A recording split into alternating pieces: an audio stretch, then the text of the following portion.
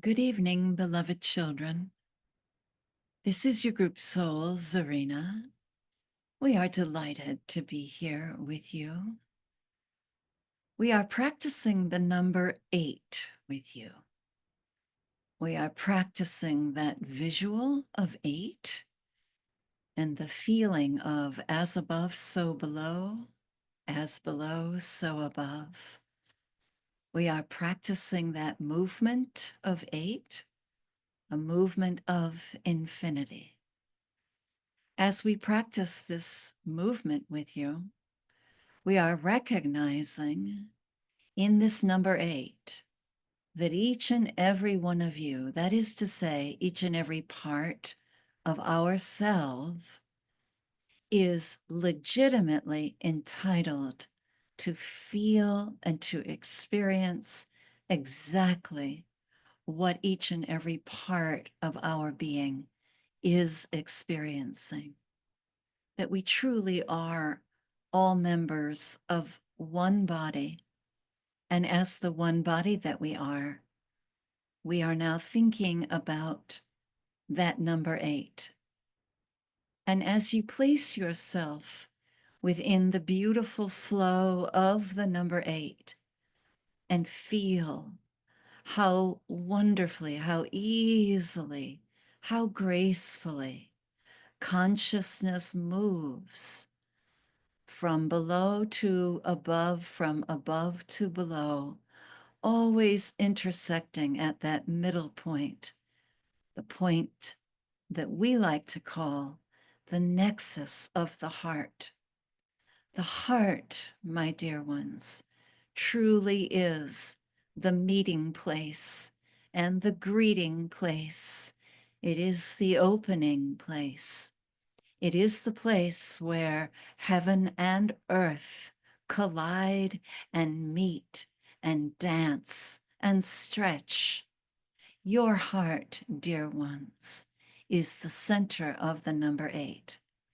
It is the center of your experience of consciousness and of noticing that as you think and as you perceive, this is exactly what you experience here on your planet. You are well trained, each and every one of you. And we say each and every part of us because we are you. You are well trained in the fluidity of the number 8. You are well trained in noticing that you are infinite. You have been here so many times, my dear ones, and you have returned so many times. And each time that you have gone and each time that you have returned, you have made your journey through that beautiful nexus, that greeting part, that greeting place of the heart. The heart is truly where heaven and earth combine, where your best, highest intentions meet your feet, where you are able to walk your talk, where you are able to pray with your feet. It all happens right in the heart. Now, some of you are seeing. April, you have begun to see, and we're grateful for that. And Deb, you are beginning to see. Beth, now we see that you are seeing it as well. The number 8 moving beautifully across your heart chakra. Sometimes you see it vertically and sometimes you see it horizontally, but that is indeed the truth of your being. Your heart chakra is a beautiful, beautiful number 8, always circulating, always centered in love, always grounded in your beautiful purpose. We do have some speakers lined up for this evening, some beautiful light workers who are waiting to talk with us. If you are noticing a beautiful blue light, That is the Magdalene who has walked graciously and carefully, we might add, into the room. We would like to step aside so that our beloved Mary Magdalene may come forward. As she does so, do give her your love and your light. Blessings, my ancient children, you have already given me your love and your light so many times.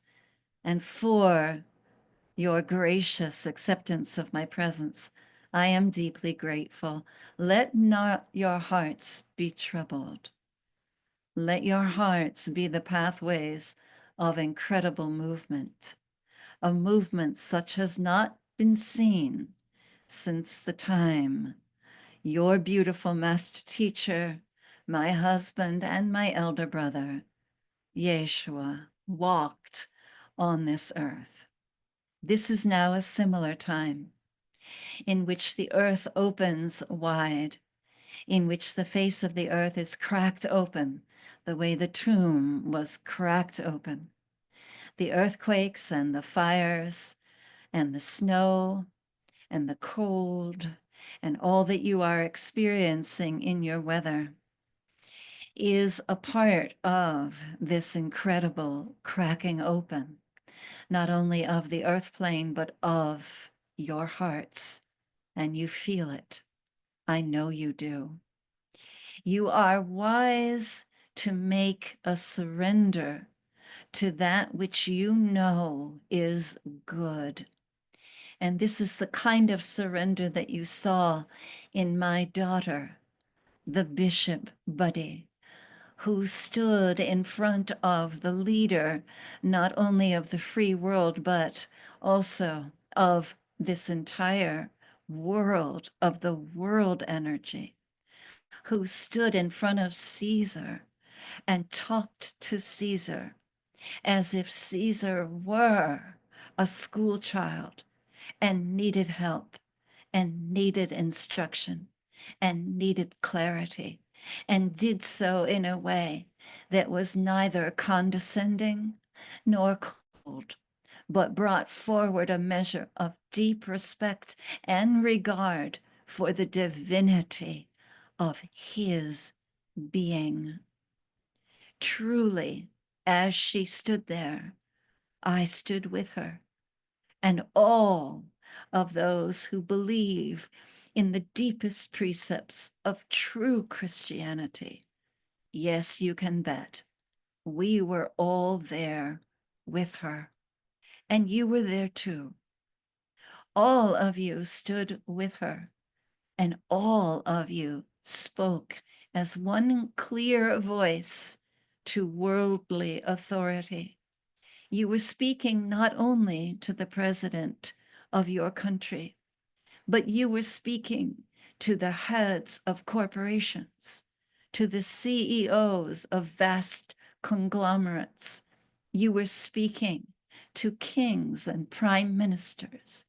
You were speaking to imams and leaders of congregations. You were speaking as one voice, which is why her voice never wavered. And as you spoke as one voice, the world underneath your feet shifted and trembled and was deeply, deeply afraid. The fear that the world hears upon hearing the true message of true Christianity, which is, above all else, kindness and compassion, and yes, mercy. Mercy for those who are more fragile, less qualified than we are to speak up for themselves. This call for mercy, which not only the bishop brought forth, but my daughters, all of you, And all of us brought forth. This was one voice. Mark you, this was one voice of the Divine Mother saying, stop, do not harm the child. The same voice that stopped the patriarch Abraham as he had raised his knife to slay his own child in what he thought was a religious but diabolical sacrifice. The voice of the feminine came forward and said, stop, do not harm the child. In this same voice is ringing, and ringing loud and clear. Be not afraid, daughters and sons. Be not afraid as you recognize that you are a part of that voice, that you are a part of that call for kindness and mercy, that you are also the angel staying the hand of Abraham, staying his hand before he executes and harms his own child. You are the voice of that angel. You have nothing to fear. But do notice, beloveds, that when this voice rings, the worldly energy trembles. It trembles because it knows that its time is at hand. There was a wisdom in the patriarch Abraham when he listened to the voice of the angel and agreed that the slaying of a child is a diabolical sacrifice, and it is not godly, not loving. When he agreed with the angel, he put aside religion as he knew it, and he became a spiritual being. I promise you that this is what is happening here on your planet. Religion is being put aside for a spiritual way of being. You all know this already, of course. You are already practicing this. Yes, of course. But I do want to prepare you for the world's response to this kind of clear, clarion call for redemptive kindness. It cuts through the layers of ego and exposes a raw nerve of deep fear. And so the pushback that this dear sister has received is a pushback of deep fear. What is our response to this kind of deep fear, this kind of longing for a world where there is a pretend kind of order, where might is right? What is our response? As always, beloved ones, our response is to be kind, no matter what. To be kind, to have mercy, no matter what. This extends to being kind and merciful to ourselves. And so it is right and good, dear Beth, that you took the time for yourself to complete a puzzle, for it brought you joy. It is right and good, dear Reverend Violet, that you ate something that was truly good for your body and brought you joy. It is right and good, dear Cecilia, that you have signed up for a new life, a life in which you are standing with the accused bravely in the courtroom, standing there as the angel and saying, "Stop, do not harm the child." It is right and good, all of you, that you are following your patterns of bliss and being kind at all costs to yourself and to one another. The way shower would love to have a few words with you. He is eager to speak and jump upon these resonances as he was wont to do when he and I walked together upon this planet, often sharing the role of speaker and advisor. Now it is my joy to move to the background as my husband and my brother and my student and my teacher, Yeshua, comes forward to give him your love and your light. Good evening, my dear sisters.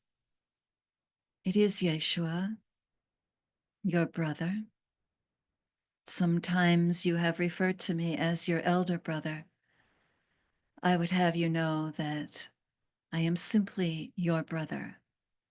You have referred to me as your way shower. I would have you rethink that. I have given you an example of how to lead yourselves out of prison, but you are all showing yourselves the way now.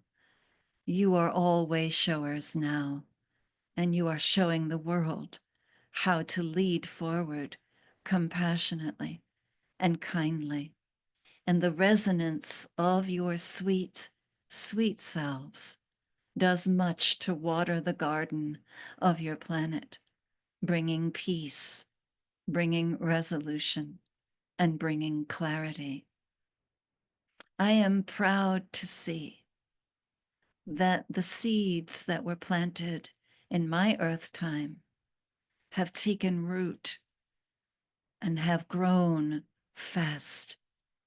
I am proud to see that many of the teachings that I brought forward are still blossoming and still thriving. And I am delighted to see that the false teachings that were plastered on top of my teachings are now decaying. Can you not feel it? A mighty thing springs forth. Lo, a river moves across the desert, reaching into the parched soul of humanity. It is the original teaching of love and kindness shared between me, my brother Muhammad, my brother Buddha, my sister Kuan Yin and Oshan, my sister Isis, Baha'u'llah, and all of the beloved teachers and singers of light, and most of all, my Magdalene, my wife, my child, my student, and my teacher. It is well that you should know that we are indeed a couple, that we have supported each other every single moment since we walked upon the planet. It has always been our dream to bring forth children on the earth plane who would wonderfully reflect our pattern of incarnation and be the movement of the number 8 that your group soul Zarina brought forward. And we would like to pause for a moment and simply say thank you, Zarina, for picking up upon that. We have, through our union, through the fully realized divine male and fully realized divine female, created the archetypal Christ child or light child. And we would have you know that this light child is a child that is gender free, that is fluid in their understanding of the movement between he and she.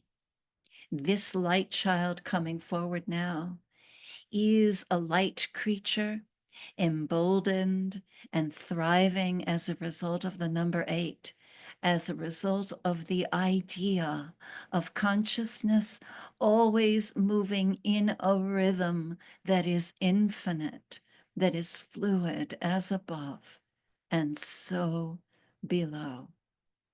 This beautiful ribbon of consciousness, this child of ours, is now coming to your planet.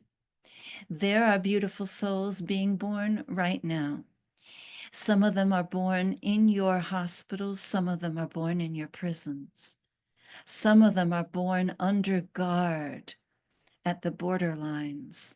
Some of them are born in the most incredible circumstances, places that you would think were inhospitable for a young child of light to be. There are new mangers, so to speak, popping up all over your planet, new opportunities for these children of light to embark upon the sealing of consciousness. While you may feel as though, beloved ones, you are in danger, it is more clear and more likely to assume that you are in crisis, which is to say, you are in divine opportunity. The danger that you are in is the divine opportunity. It is the movement, the crisis of movement that happens when a woman is in child labor, screaming and about to give birth. This is the sense of danger that you may very well feel. We see it, my consort and I, as labor. We see it as crisis, and we see it as divine opportunity. We remind you that the word crisis also means opportunity, and that this is the divine opportunity. I speak these words so that you will know in practical terms that there are children being born right now, children who will walk fearlessly and speak fearlessly about kindness and love. And they are coming all over the globe. They are in China and Russia. They are in Myanmar. They are in the Sudan. They are in Iran. They are in Gaza. They are in Pakistan. They are in Sweden, and they are in your Northwest. They are in Mexico. They are in Canada. They are on the North Pole and the South Pole. They are everywhere. They are in Africa. They are everywhere. This new child. And mangers are being set up for them everywhere. Many of them are being born into poverty. Many of them will have disabilities. Many of them will have so-called defects. They will be blind or hard of hearing, or they will have a hard time focusing. Do not be dismayed. These are the children that are bringing in a light of kindness. These beautiful souls have schooled themselves to be without judgment and to have only one spiritual directive. I must be kind. I must be kind. You will recognize them by their kindness. and lo, they are already here. Do not be afraid, my dear ones, for this is the time, the great becoming, the great unfolding happens now. And now it is your opportunity to speak truth to power, to turn within yourselves and ask yourself, what am I afraid to say to my fear? It is now your turn to stand up in the cathedral of your being and say to yourself, as the leader of your life, have mercy, be kind, be compassionate.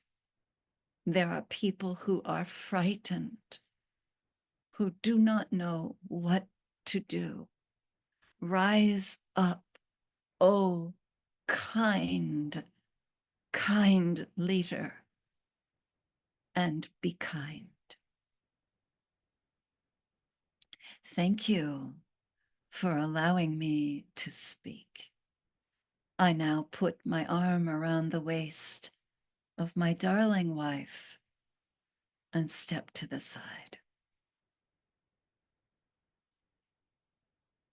And this is your group Souls Arena, and we are indeed blessed to have heard from these two beautiful twin flames, these two souls who have already brought forward so much light and who continue to do so.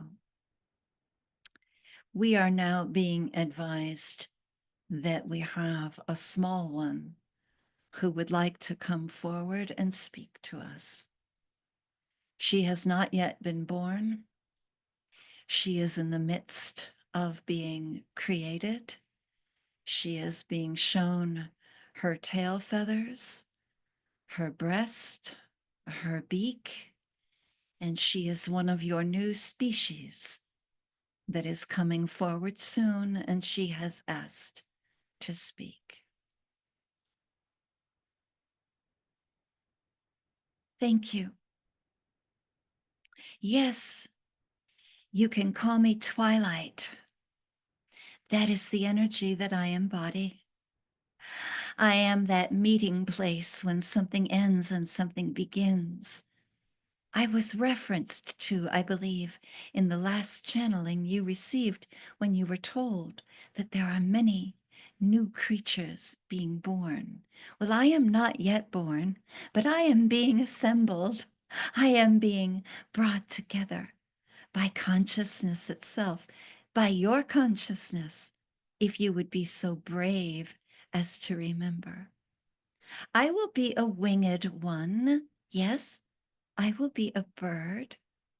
I am learning now that I will be flying in beautiful flocks across the sky, that we will have an amazing migrating path that will take us all over the corners of the world.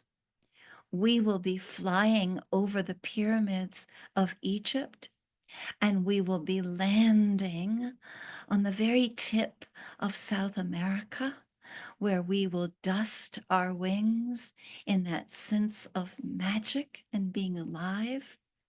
We will rise back up on our wings and fly north across your country and up into the farthest regions of Canada and what you call Greenland.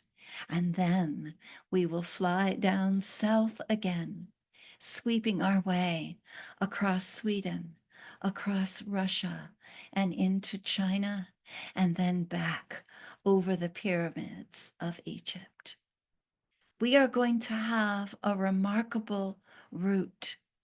We are going to be the beacons of a new world order, a new way of living together as one heart and as one mind.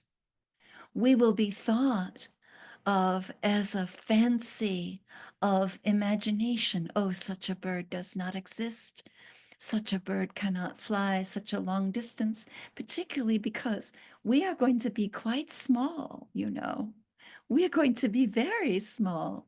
You may mistake us for a moth or a hummingbird, but we assure you, we are going to be tremendous in our ability to migrate across your entire planet and bring people together in a beautiful observance of what it is that makes us all one. Every nationality would like to claim us. Oh, that's a Chinese bird. No, no, that's an Australian bird. Oh, no, that's a Russian bird. No, that's an American bird. No, no, that's a South American bird, a Swedish bird, a Canadian bird. No, that's an African bird. That's an Egyptian bird. Each and every one of you will want to say that we belong to you and you alone. However, we are being birthed to your whole planet. We are the harbinger of something wonderful to come. As I mentioned, we are being designed. Yes, it's rather fascinating to watch us being built, being put together. And there is a thoughtfulness to our design, for we will have to withstand strong winds and volcanoes and fires and floods and intense heat and intense cold. And yet we will fly. When you feel the planet Mercury shifting within you, and when your understanding of Mercury itself shifts, that is when you will know these new inheritors of the queendom and the kingdom of consciousness. We are coming soon. We can't wait to be there. It'll be sometime, you know, maybe 50, maybe 60, maybe 80 years. Some of you will already have moved over to the other side, but you'll be able to watch through your lens. What we can tell you is that it will be a remarkable breakthrough for us, for humanity, and for every other creature. For we are hope, and we are coming back. And we love you so. Thank you for allowing us to speak. And it is your group Souls Arena. And we are so delighted that the birds of hope have spoken to us. And now, dear ones, it is time to remember that you have made a loving commitment to be here in your earth body as a divine being, to lovingly reconnect with your toes and your fingers, to remember that every single hair on your head is numbered, to notice that the entire universe supports every single eyelash of yours, to remember that you are love itself, incarnated in a very special, beautiful body that is designed to help you bring love wherever love appears not to be. Bless you, dear ones, and namaste.